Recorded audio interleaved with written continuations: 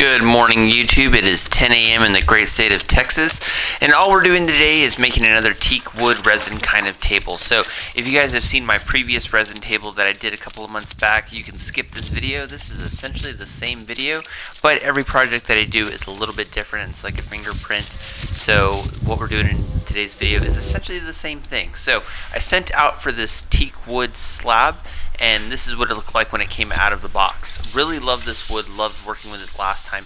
It's smooth, it comes already worked out. Most of the sanding, planing, and detail work is pretty much already done. However, every time I get one of these slabs, I have to resand it, do some detail work, but a majority of the work is already done. So the wood already looks great. We're just going to take off that top finish, plane it out, and make sure that it's nice and flat before we start the gouging and the resin portion of it. So I learned from my previous video I needed a belt sander for this one. So for all that we're doing here is just taking off that top finish. When I got the slab initially, it comes with a weird type of finish that I don't really like.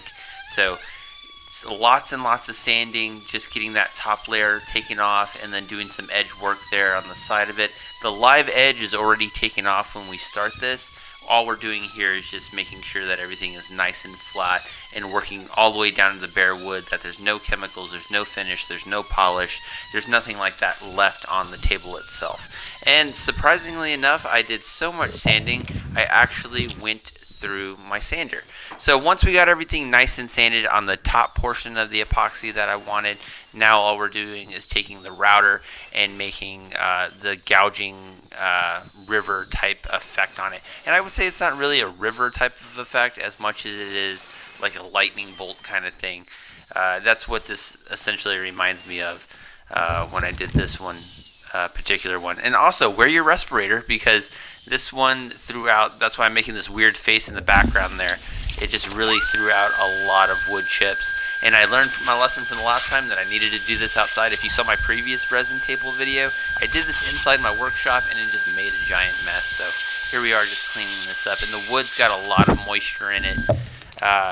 But I don't know if it's the moisture or if it's just the wood itself when we did the routing. But it just sticks inside the cracks of the table and had to really just force all that stuff out of it. But from the last resin table that I did, I realized that I needed to come back and hit it with a Dremel to make it more detailed. And I already have plans to do another one of these tables where it's going to be much more detailed, but I didn't spend a lot of time showing you the actual Dremel portion of it, but you guys got the idea. So all we're doing here is mixing up some Black Diamond purple epoxy with some Total Boat. That's the brand of epoxy we're using here.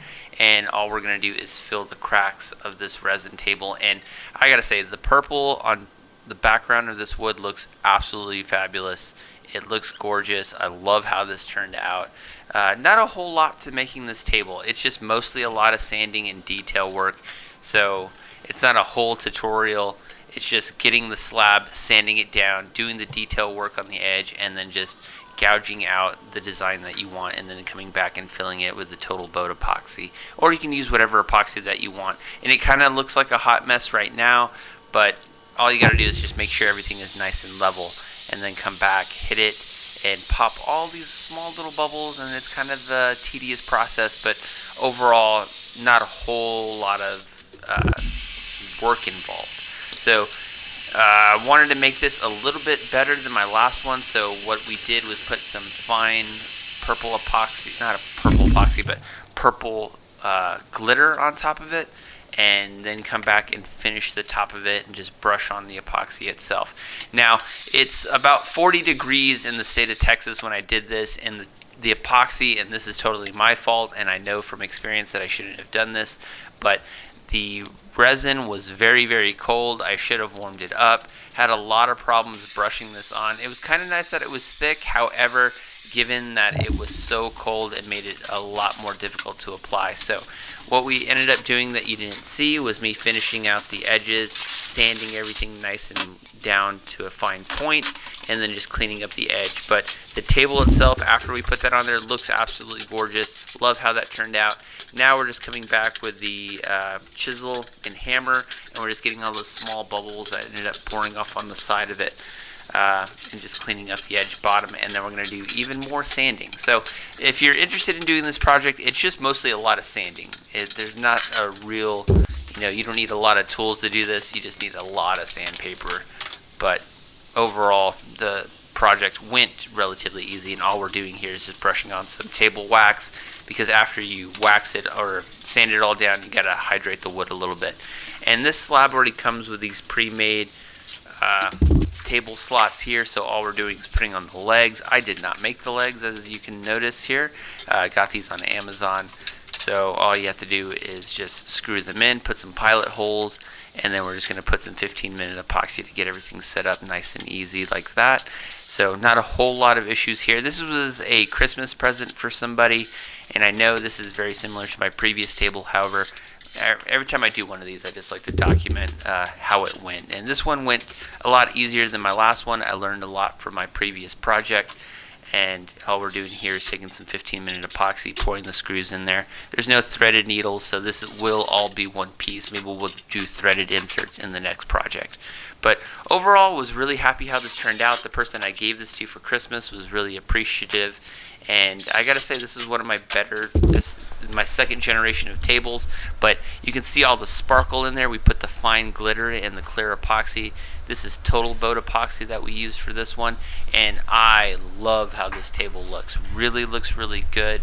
I can't say enough good things about it.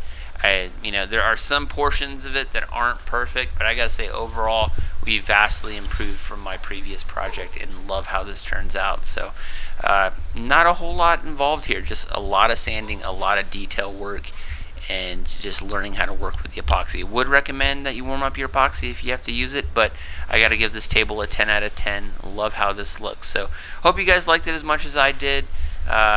If you have any questions or comments, make sure to leave one, and I'll see you guys in the next one. Alright, peace.